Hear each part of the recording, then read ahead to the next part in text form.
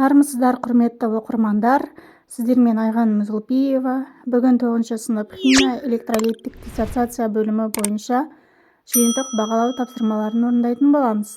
Бұл екінші нұсқа. Тапсырманы бастамас бұрын осы арнаға тіркеліп, лайк басып, жақындарыңызбен бөлісе отырыңыздар. Видеоны соңына дейін қарап, керекті жерлерін жазып алсаңыздар да болады. Бірінші тапсырма. Төмендегі қосылыстардың ассоциациясын жазыңыз деген. Яғни бұл жерде магний катионы СО3 2- қышқылдың қалдығы анион берілген. Яғни бұдан шығады магний карбонаты.